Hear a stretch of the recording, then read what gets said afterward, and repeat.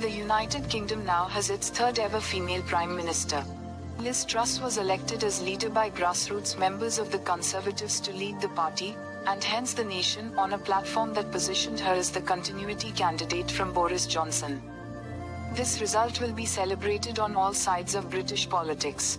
Members of the Conservative Party, the approximately 180,000 people who elected the new leader, will be delighted that the continuity candidate got over the line. Similarly, strategists for the opposition parties, Labour, the Liberal Democrats and the Scottish National Party, will also be delighted that the continuity candidate got over the line. In electing Truss as leader, Conservative members have increased their party's chances of losing the next general election. This is because Truss essentially offers more of the same. She steps into 10 Downing Street at a moment when the views of the Conservative Party and the experience of the wider electorate are diverging. As Britons find themselves in the throes of a cost of living crisis, the leadership debates between Truss and her main opponent, Rishi Sunak, were focused on the extent of tax cuts, weakening the public purse when it is needed most. This was music to the ears of the older and wealthier Conservative members, but a case of same world, different planet, for the wider electorate. To add insult to injury, Truss disparaged the idea of support for struggling Britons as handouts. Furthermore, her views on British workers as lazy resurfaced during the leadership contest.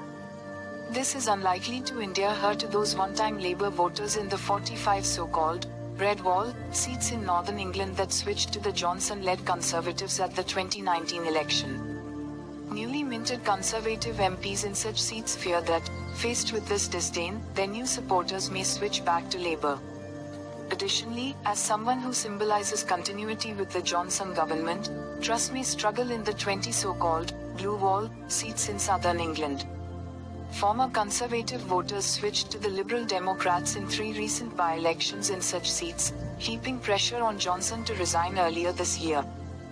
Conservative MPs in this part of England fear that voters who were switched off by Johnson's political tone and governing style may not warm to Truss's embrace of the same tactics, hostility to the EU, goading the French, and waging a war on woke.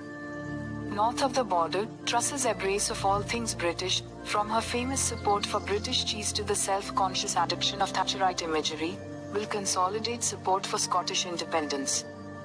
There are only 6 Conservative MPs in Scotland, but having Truss as leader won't make the job of retaining seats at the next election any easier. Given these strategic perils, why was she elected?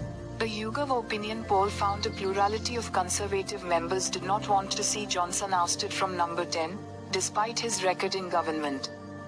A gulf has emerged between grassroots Conservatives and the wider electorate.